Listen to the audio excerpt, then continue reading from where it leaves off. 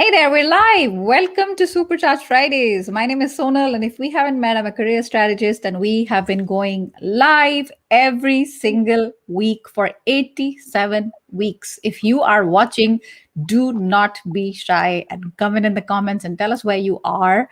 I have a lovely guest here today who is joining us all the way from Warwickshire. I think I got that right, Mike. And we are going to be talking about a topic that I actually don't know anything about. And I'm going to be taking notes, and we are going to be talking about mental wealth and why you need to care about it. So before we get going, Mike, very warm welcome to Supercharged Fridays. Yeah, thank you for having me. It's having watched you perform and Supercharged Fridays. It's a lot of good energy, a lot of great tips and ideas and thinking. So I hope to contribute and give the listeners something to ponder on, and hopefully maybe even change some ideas and give us some clarity of what we can do I have more of. no doubt you will do that. I want to say hello to our friends in Finland, the United Kingdom, Honduras, and the United States. Lovely to see old friends and new. And come in and tell us how you're doing. So, Mike, we're gonna get cracking because we have so much stuff to talk about, and I have literally have my pen and paper. I'm like a schoolgirl, ready to take notes. So, tell us a little bit about your backstory and how you started thinking and writing about mental wealth. Okay, so I'll give you the short version of the story. I had a career in the corporate world in finance and hotels. Based in the UK. I then was based in Western Australia, in sunny Perth, and I had 3 years out there. I was accused before going of being the best salesman in the world because I took a wife, baby, rucksack, no car, no job, no house, and moved to the other side of the planet.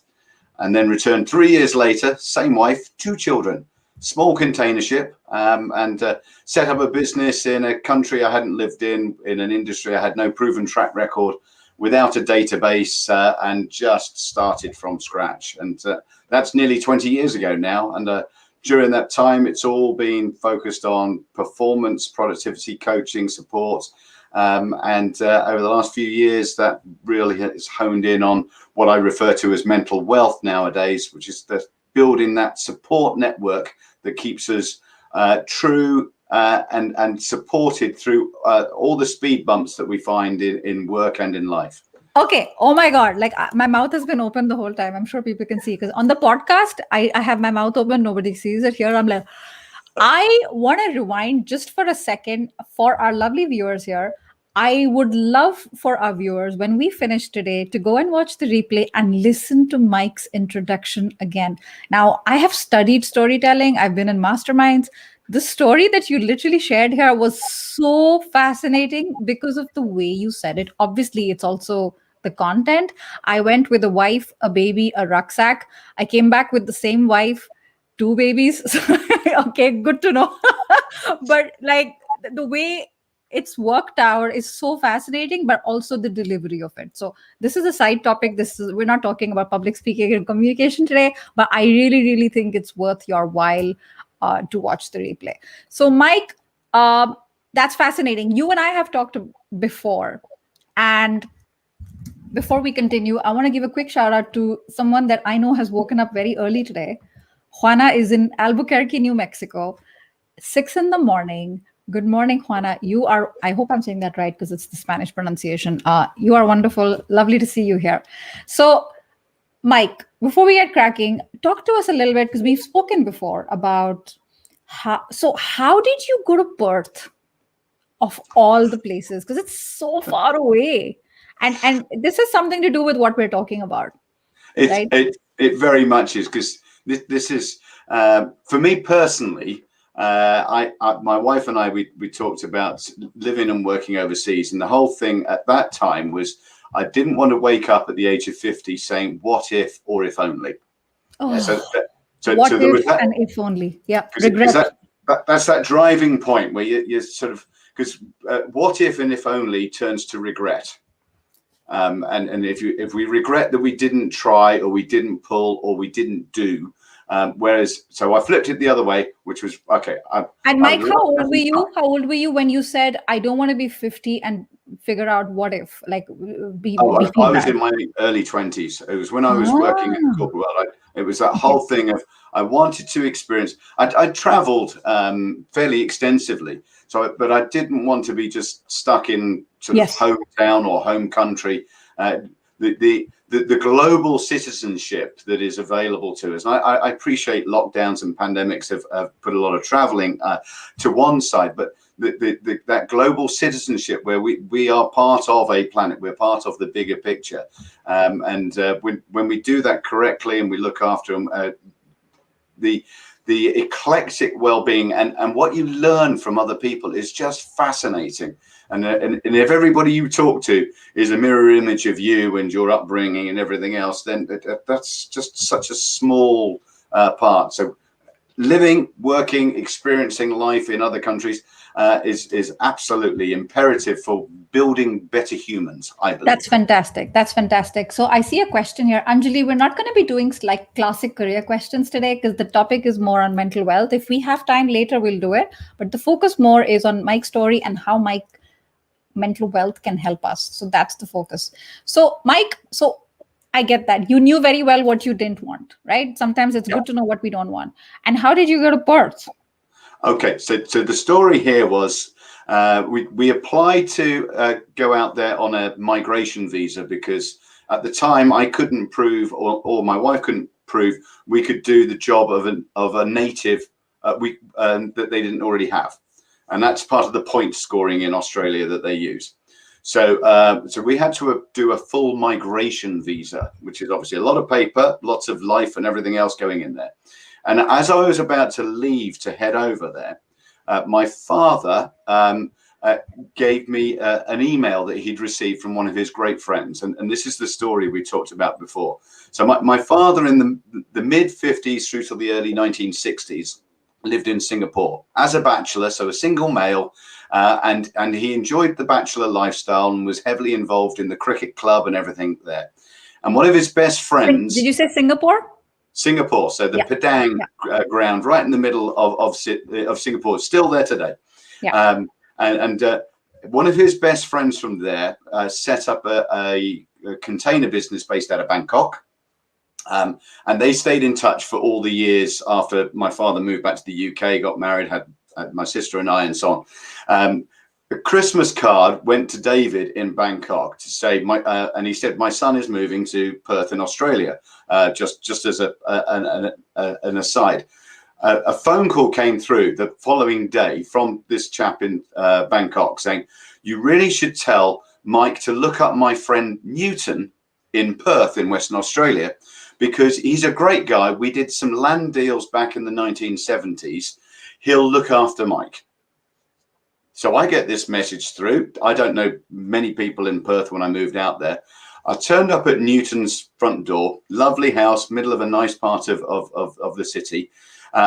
This chap answered the door. He said, come on in, mate. I'm feeling a bit crook. Just had my first dose of chemo, but I'd love to have a chat with you anyway. I just had my first dose of chemotherapy. I'm feeling a bit down. Duh. Let me see how I can help you. These Yeah. are angels, Mike. I believe in this stuff. Like he didn't have to help you. He could have shut the door and said, "Go away." Yeah, But he I helps. don't need to talk to somebody's mate's son from long ago. He doesn't even know you. I want to just So highlight let me something continue here. though. So now the weird bit gets stranger as we It go gets forward. stranger. Okay, go on. Yeah, because he then introduced me to a business that he was considering investing in, that needed some commercial skills, which was my background. I then joined that company. I did further qualifications with them, and then the end of the story is 3 years after I moved back to the UK, they bought me out. Yeah. So it was a profitable engagement. Yeah. But the scary and the frightening thing is 3 months after I met Newton, he died. He died. Oh. So I had that. So this little window of an opportunity, thanks to my dad drinking heavily in his single days when at the cricket club in Singapore, 30, 40 years later, I get to go and meet up with his old friend's mate. And you can call it serendipity. Yes. We can call it opportunities. But in many a sport, people say, "Oh, you're so lucky. You're so lucky." Yeah. But that wasn't about luck. You have to use that network, create the opportunities, and then follow through. And it worked. Literally, I can honestly say that's changed my direction in life as a result of my father's drinking as a young man. This is so amazing. How do you turn? I hope people in the audience are listening and taking notes and paying attention. How do you turn serendipity into opportunity? This is how you do it.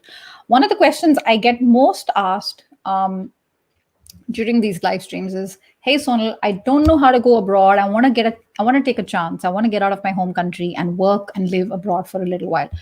This is how you do it. You are open. You want to stay open to opportunity, weird coincidence, somebody who you think is embarrassing you. Dad, stop drinking in public.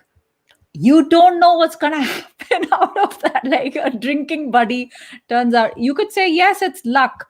I think the harder you work, and yes, a little bit of right timing, all of that, but the harder you work and the more open you are, the luckier you are.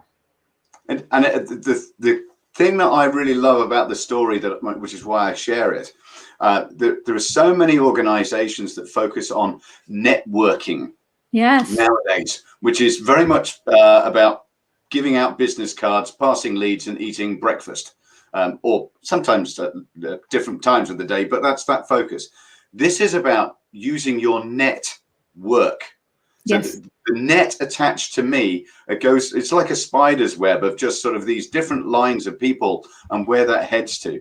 And so that net is what we're talking about. And I'm trying to work it not in some salesy, ugly way, but it's asking questions. And the better we are at asking questions and being honest with other people about what we need and what we're looking for, the opportunities can arise.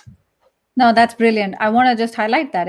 If you guys weren't paying attention, if you're multitasking, come back to us. Listen, it's good. Listen, this is good stuff. Make your net work. These are not semantics and tomato type of statements. I like that you said work. There is a net, like a little spider's web, people, systems, Cisco, telecom. That's a network. Yes, network. That's different. People talk about networking in a very transactional way. Mike, you're very right. How do you make the net work for them and for you? I think the reciprocity is key, and not like I want something out of this and there's an ulterior motive. Nobody likes to feel used. So this is so fantastic. So I saw a comment on mental health. That's a lovely comment here. I think that what we're talking about encompasses a lot of all of this together. And Mike, talk to us about how you define mental wealth and why it matters. Okay, so for me, mental wealth is clearly a play on the language of mental health. Yes. But just from the off, I am not a mental health expert. There are thousands of brilliant people across this planet that do wonderful things in the world of mental health, and we need more of them. Yes. Yeah, yes. That is the reality. We need more. So please listen to me through the guise of not being a mental health practitioner, counselor, or anything like that. I am here from the perspective of a mental wealth strategist, and what I mean by that is my focus is on building the right support network around people and businesses, and just so be that as an individual or a team, where we get the right support people who have truly got our back. And this is the key part. With all the beauty of social media and the pros and cons associated with that, which I know you've talked about before, the reality check attached to this is who has really got your back. So when the problems come along, the speed bumps hit, who is there to support you and going to help you by asking better questions? And that's a phrase you'll hear me using a lot, because when we ask better questions of ourselves, we have other people asking questions that we cannot see, we don't understand, or we're just not ready to face, then that is where the more incredible answers will be found. And when we get those areas there, then we can bounce back from problems and challenges. We can recover from other situations, and we can be braver in the decisions we make going forward. Okay. Okay. There's a lot in here that we need to unpack, but I'm just going to say very briefly, because definitely watch the replay, because there's a lot. There's a lot of richness in what you shared. What I love about the answer and your backstory, in case someone is joining us late, I'm just going to briefly summarize it. What I love about the answer is, who around me has my back when things don't go well and I'm in a challenge? I think traditionally, Mike, we've been taught that these are the fair weather friends, and these are your friends who stick around when things are not great. The challenge, the way you have challenged that definition in such a great way, is that people who have your back can sometimes be strangers, like No, that drunk person. I'm sorry, like that dude, lovely Newton dude in Perth, Australia, who knows nothing about you, but he had your back. yeah, So there's more to it than friendships. I'm not saying friendships are not important. Of course they are. But you just don't know what it's going to lead to. So just being open to that is marvelous. So that's mental wealth. yeah. And it matters. Why? The perfect lead. Anybody thought we'd talked before and planned how we're going to work this? It matters why, because one of the mantras that I use a great deal is isolation kills creativity and prevents decision making.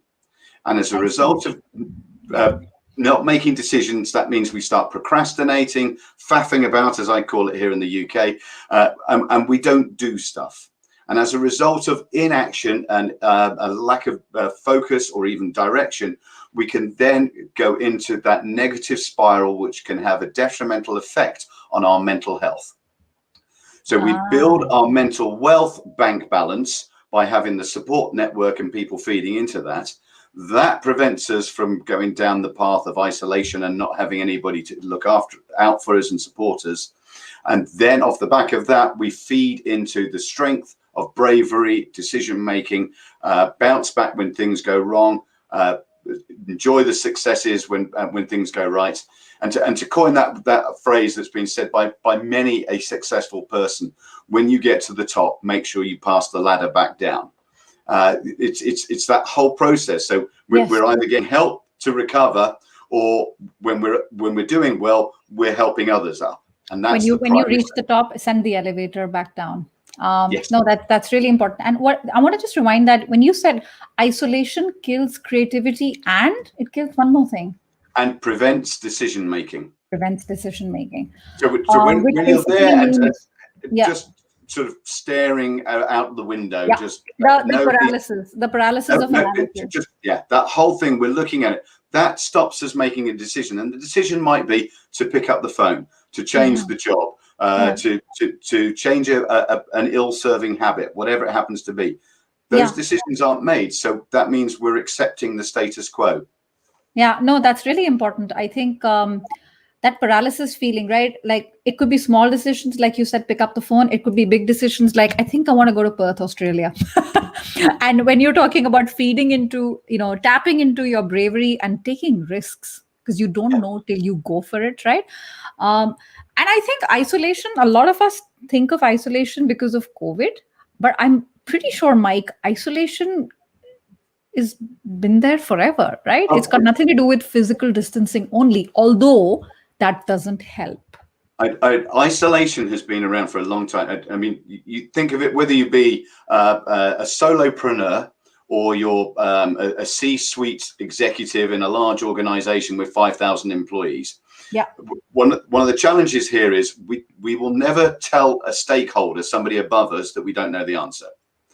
We will never share with our co-directors we're not sure which way to go first. Our husbands or wives haven't got a clue what the hell we do anyway, but they support us because they love us. Your friends from the school gate, from the sports ground, for whatever else, will always say, go for it, Sanal, because you always land on your feet. It's not objective reasoning, it's just encouragement.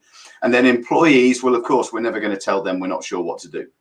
So this is isolation in business, which is the same as isolation in a 12 floor apartment block in the middle of pandemic as a mother with 3 children. Yeah. It's the same challenge of who do you go to for support? If family is no longer around or not close, then who do we turn to get that objective second viewpoint, different direction? But that's a great point, Mike. So someone who's going through that right now, and they have a big decision coming up, and who do they turn to? Yeah. We have to build, and if we haven't got a support network, and part of what I can share is techniques and tips for building a relevant support network for you. Because okay, we'll get there. We'll get there in terms of how do you build your mental wealth. So fantastic. I have an interesting comment here from Manishi who says, that's interesting because I feel isolation increases creativity. I give myself more time and I analyze things a little bit better. What do you think about that? There's 2 sides to this, where the debate about extrovert and introvert personalities, because extroverts crave that buzz of other people and introverts don't.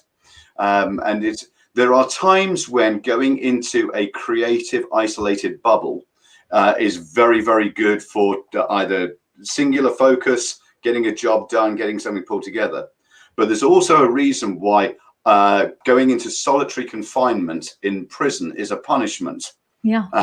So unfortunately, the irritating answer is it depends. Yes. But it's also knowing what we as individuals need to thrive, to develop, to work, where 7 minds is better than 1. Yes. Versus there are other times when I totally agree with you. We need the phones switched off. We need all the tabs on the browser closed, and exactly. we're just working on one I think thing. that's a great point, Manishi. I think it totally depends on the kind of work you're doing, right? And for some things, you need to be without all sorts of internal as well as external distractions.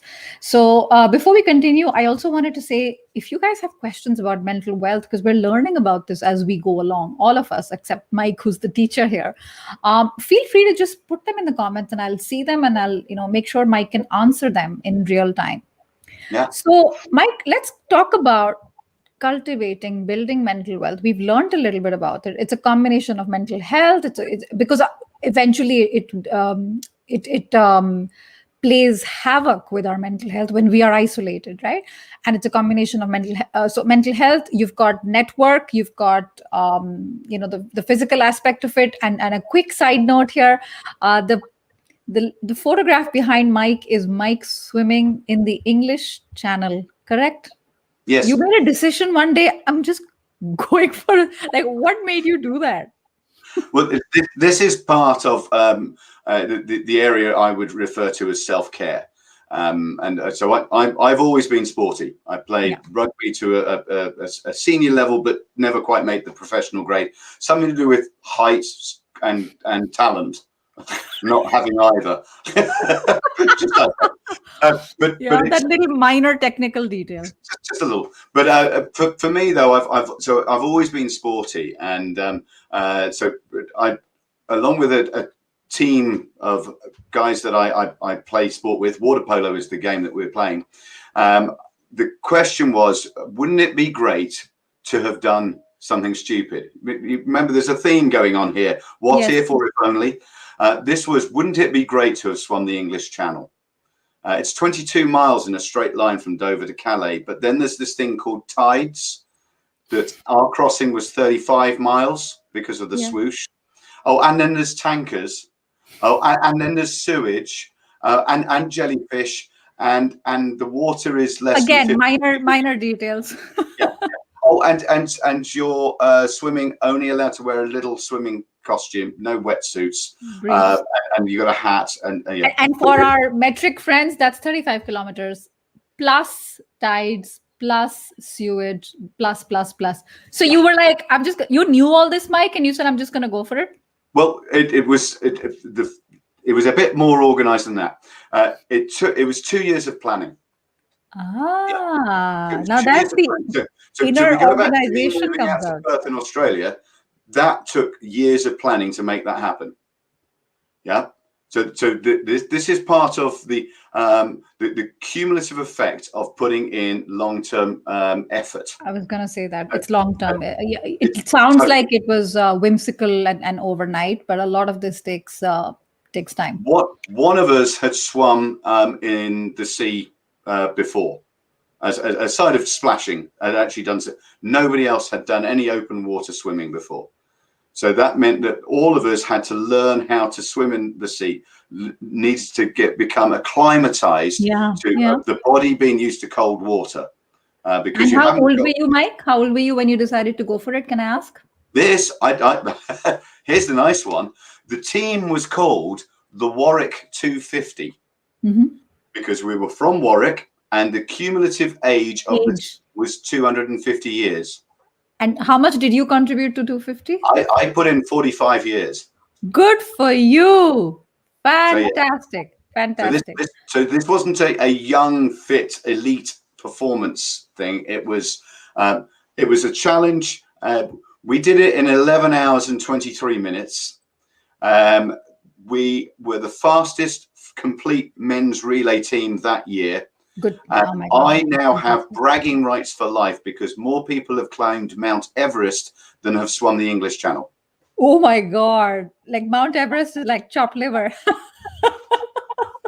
Okay, good to know. We're loving the comments, guys. Please keep them coming in. Kwana says solid support systems can indeed lead to mental health. Yes. We're not built for isolation. The human race, right? We're meant to live in a society. Here we have a question here. Mike, before we continue, I always love looking at questions.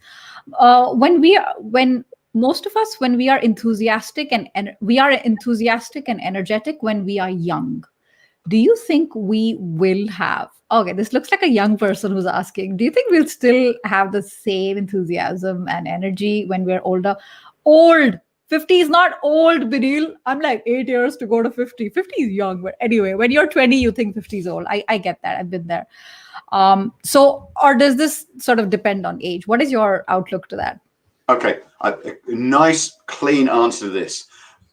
We will transition at different points in our life from going from school to college, from college to university, to apprenticeships, to first job, to first property, to partner, to first child, to whatever. Every single time we transition, and what happens in that process of transitioning, the support network we had before, certain people have to be left behind. Yes. Yes. So that we've got a team that's with us, that's fit for purpose, that will encourage us as we go forward. So if your support network at the age of 50 is people who are mentally 75 years old and have very little energy, suffering from poor health, other challenges and other things like that, then the chances are you will not have the energy and excitement to go and encourage and take on new things. Yes. And I'm not saying you need to spend the whole time when you hit the age of 50 playing with children or grandchildren or whatever it is, just to feel young at heart. But it's about having the right people that are challenging and encouraging you, that are fit for purpose for the way forward for you. And we transition repeatedly throughout our lives, depending on what stage of life we're going into.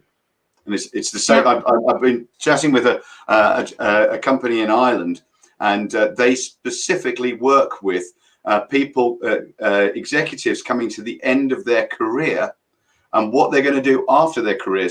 Because they've got 50 years or 45 years of brilliant experience and knowledge and skills, and just going and playing bowls or riding a bike or whatever else is not what they want to do. Picking up the grandkids from school. Totally. So it's okay. So what is their whole journey? How can they sort of take on non-exec director roles? How can they do other things? And so throughout our lives, the better we're being challenged by the people around us, the more likely we are to have loads of fun, great experience, and build memories. Because that's what we're going to do. That's a great answer. That's a great answer, Binil. I think, Mike, you prove it as well, right? So, for example, let's say I'm 43, or I'm actually 42. I'm going to be 43 in 3 months. Let's say I'm 43 and I decide, like Mike, I want to swim the English Channel when I'm 45. That's what you did. Yeah. Now, Jim Rohn says you are the sum of the 5 people you most hang out with. Most people, if they tell you, are you crazy? you'll get a heart attack. Like, that's a bad idea. So just the answer, I think I've heard this expression, friends and people in your life, they come for a reason, some of them, and some of Yeah. them come for a season. That's fine. Not meant to be forever. So, Binil, hopefully that helps you to think young and energy. Let me go a little bit let me go a little bit further with that, because that links into what I ask people to do is to actually score your support network. So just either now or when you're watching this back, get a blank piece of paper and just create a list of all the people that are committed to you. And this is totally subjective. It's not scientific. So I don't want any sort of parameters to give you to sort of restrict your views. My wife will have on her support network has the dentist, because she is that afraid of having a tooth problem that she has his phone number, not quite on speed dial, I don't think, but she knows. So it depends on the pain. Depends on the yeah. So that list, and then what I want you to do is I want you to score those people. Now you might write 5 names down, you might write 45 names, whatever it is, and then you score. How do you mean score? How do you mean score them? Like just on a scale? subjectively give them a number, 1 to 10. Okay. 1 is a low score, 10 is a high score. Okay.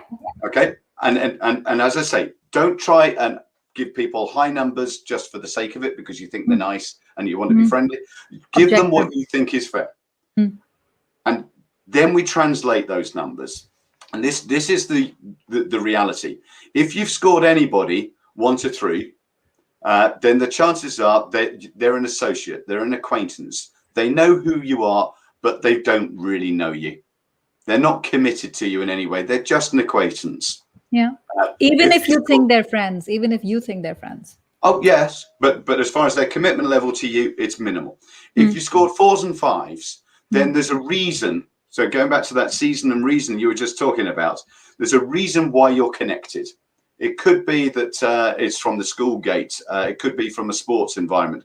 However, if you damage your shoulder and you can't play that sport for 2 months, they won't pick up the phone and see how you are. But when you return, they'll be happy and lovely to see you again, but they're not in there. Yeah. Then you've got your 6s and 7s. Now, your 6s and 7s can be great friends.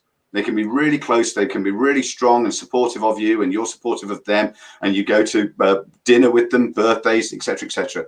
But you're not comfortable being open, transparent, and naked in the non-biblical sense with them about what your challenges, what your opportunities are. So they're great friends. They're great people to be around, but they're not part of your inner sanctum. Right. That's a great point. Those are the people that you score 8, 9s, and 10s. And you hang on to them. You don't let them go. But I mean, and as long as they're fit for purpose for going forward. And some of you doing that exercise will find you've only got 3 people that score 8, 9, and 10, which is fine. That's a starting block. That's okay. And there'll be others who are doing that who will score 10 to 15 people who scored 8, 9s, and 10s.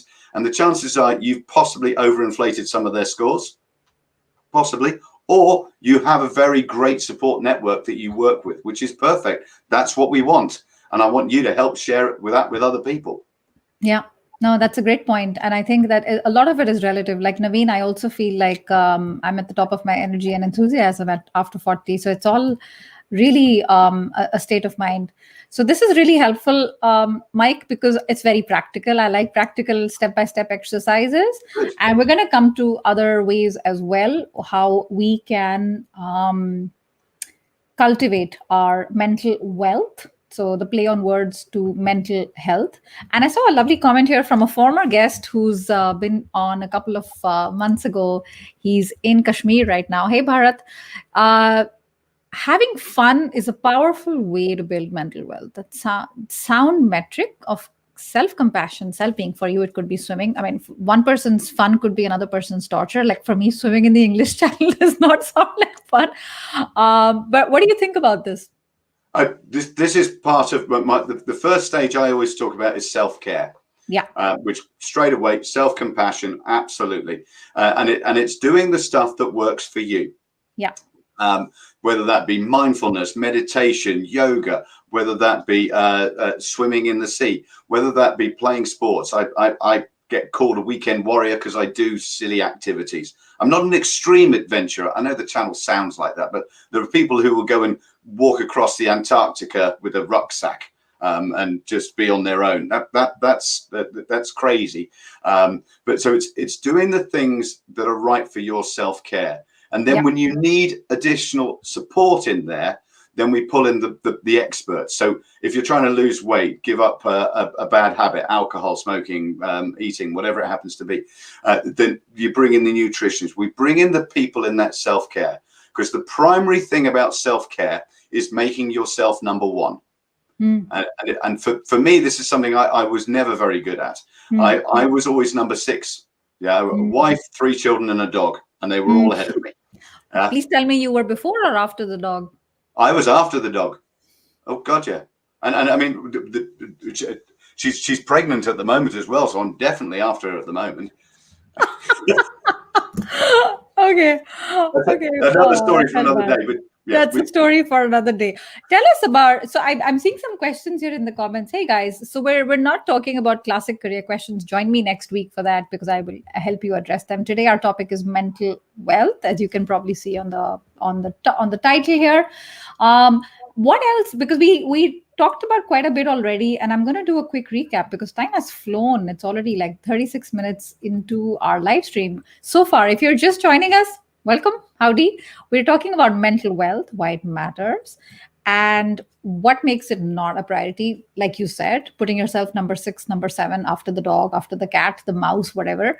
And what are the different ways we can cultivate mental wealth? And one very simple example that Mike has just shared with us is writing on a blank piece of paper names of people and scoring them on where they stand on a scale of 1 to 10 in terms of how have they got your back or no, right? And we listened to Mike's own story about serendipity and being open, and how do you turn that into real opportunity for yourself.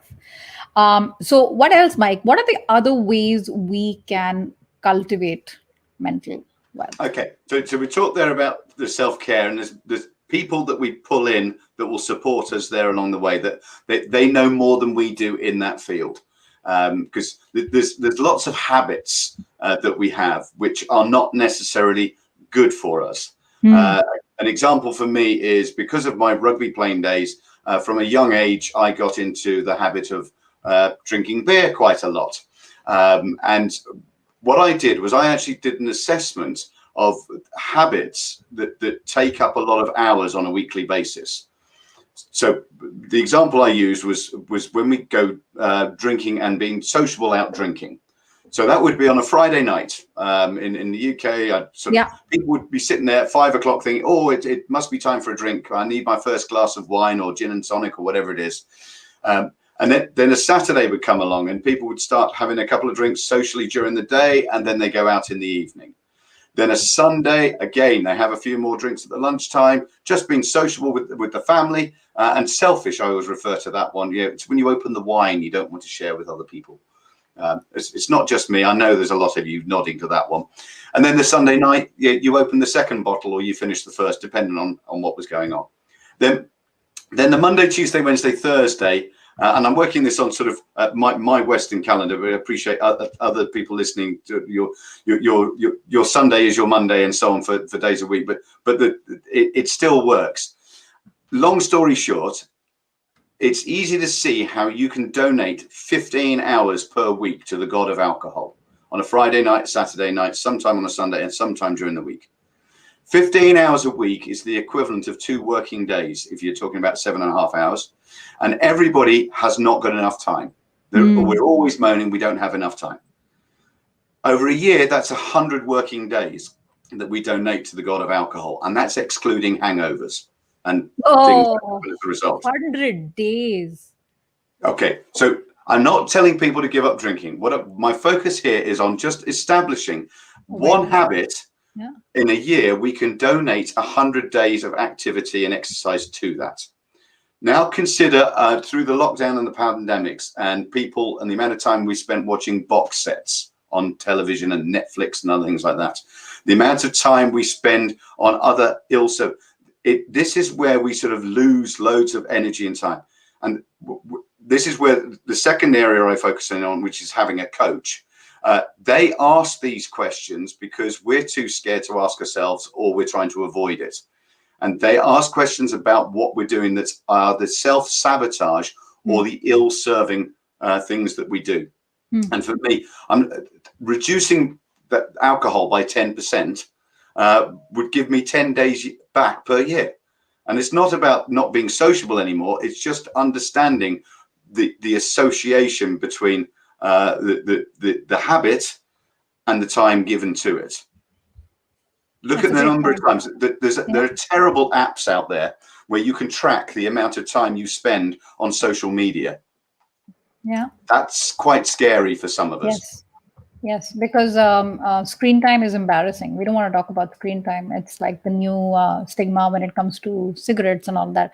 It's a thing, everybody does it, but we don't want to, like, I like that you said make an association between your habits and your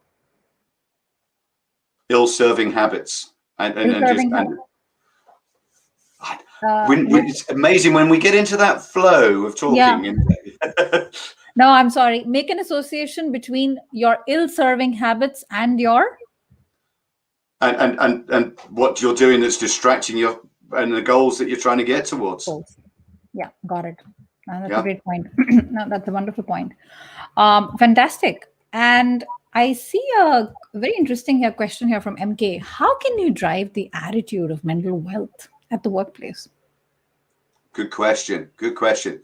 So the attitude of mental wealth is about supporting each other. Now, I know culturally there are certain companies and certain industries where it's very cutthroat and nobody is allowed to be nice to each other.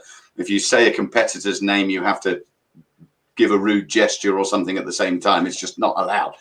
And it's a part of that is the attitude. It's the culture of the organization where we support each other. And you're finding out, how are we embracing change? How are we embracing ideas? Is it a sense of empowerment and trust? And one of the great challenges that's going on in the working world at the moment is this hybrid working that people are coming back into. Are we going back to 2 and 3 days per week in the office and then working from home? Does the company put in mandatory Fridays as the way going forward? And one of the great things that has come out, I believe, aside of the innovation and progress in this environment over the last sort of 18 months to 2 years, is this whole thing of mediocre managers have been found out. Because mediocre managers spend their whole time micromanaging and hitting people with a stick because they don't trust them. Yeah. Because they can't see what they're doing. And now everybody's been working remotely. That game has changed even further because they can't spend the whole time watching what everybody else is doing, because you've got to let them get on with it.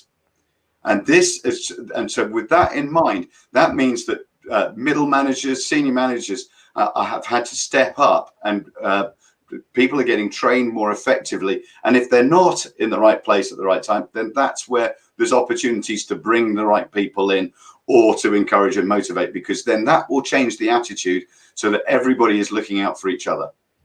We will all have rubbish days. Yeah. That's a fact. It's a fact. And we all will wake up today on one level of the spectrum, mental health spectrum, or somewhere else to where we were yesterday. Hopefully we're not doing the hospital yo-yo the whole time, because that's where we definitely need mental health support and counseling and other people that work with it. But we will all have ups and downs, peaks and troughs. And it's knowing, right, okay, how am I going to deal with that today? How am I going to get the right people around me? Have the people in my work got my back, or are they just here to do one over on me? Those are about support, asking good questions, and not chastising and getting on people's case just because they had an opinion that's different to yours. Let's investigate it. Yeah, no, that's a great point. Hopefully, MK, that helps you to. It's a bigger answer. It's a deeper answer. It's not on the surface. Takes a little bit of practice. Takes time. and patience, but it's possible. So great. I think we're going to take this last question because I see some questions here that are a little bit unrelated, which I hope we can talk about next time. But here, there's an interesting one. She's starting a new job. Yep. And this new role requires a little bit more social interaction. I'm guessing this is not something that, it takes practice, takes energy for her. And it can be exhausting. So any advice for someone who's starting a new job right now in terms of mental wealth? A great time to ask this question. Absolutely. There's a lot of people who are starting new jobs. There's also a lot of people who've started jobs in the last while but haven't met anybody in physical form yet. So that's just as nerve-wracking because you turn up and she's really tall. You didn't look that tall on Zoom or whatever else. And it's knowing that environment. For me, one of the best bits of advice I got from my coach a few years back, I've always been brought up on the pretext of turning up punctually for events when you're going to places. And so if it's a 7 for 7:30, I'd be there at 7:01, just because I would always be there punctually. But I worked out that I'm only good at a social event for around about an hour and a half, because by which stage I'm getting a bit fidgety and I want to leave. I want to go and play. I want to go and see other people. And the simplest problem with that was if it was a meal on an evening, it meant before the main course had arrived, more often than not, I was fidgety and wanted to leave. So my coach told me, so stop turning up on time. Yeah. It was that simple. So I started turning up at 7:30-ish, bit before, bit after. So by the time I was getting fidgety, which was coming towards 9 o'clock, the dessert was coming out and I could see the light at the end of the tunnel. So in a roundabout way, for your question there was going into different environments. Yeah, it's steeling yourself for a small amount of time. Small amount of time where you actually, and then sort of in the world of networking skills, where people say, always choose the person next to a drinks machine and you can help them. Always the introvert will always be looking at their phone, standing next to the exit. Just find the person singular and start talking to them and just start building that conversation. And it does take a bit of steeling yourself. But that's where you know why you've gone for the job. You know what's exciting you about it. You can see 2, 5, 10, 25 years in that organization you've joined. So fine, let's put the best foot forward. And this is where that support network comes. Because one of the final parts I focus on that is that peer support group. And when you've got those people, then we can really be open and honest with them about our insecurities. And they will help you along the way by asking better questions of you and providing support mechanisms that they use that will work with you. Fantastic. There's so much we can actually talk about mental wealth per se as a topic, which is so huge, I guess. But I highly recommend to anyone who's watching, if you want to find out more, definitely firstly follow Mike on LinkedIn. His URL is right here. And one thing to add in on that, please, if you try to connect with me, drop a message in as well. Yeah. I've been saying this for years. If you are watching on Supercharge Fridays and you connect with someone from here, say, I watched you on Supercharge Fridays. It's called personalized connection request. If you're watching for the first time, that is your only excuse. You didn't know. Now you know. Now you have no excuse. Do not do the lazy route where you just click on connect and it goes. Some people are very picky. I think they should be. I have hundreds of pending requests sitting in my like literally in that little inbox. And people don't know this. This is a side note, but when you reach close to 30,000, you can't accept anymore. So I'm very picky. I should be picky. But if I don't know you from Adam and you want to connect, you got to give a reason. I saw you here. I saw you there. So please say this to Mike so that he knows and he'll definitely connect with you then. Right, Mike? That's it. I'm happy to interact. Otherwise, as you say, you've got this list of don't know who's, don't know why's, and then random, absolutely random. If I find the time, and also, if anyone wants to find out more, there happens to be a book by a guy called Mike Pagan. That's me. About in case you were wondering, that's him.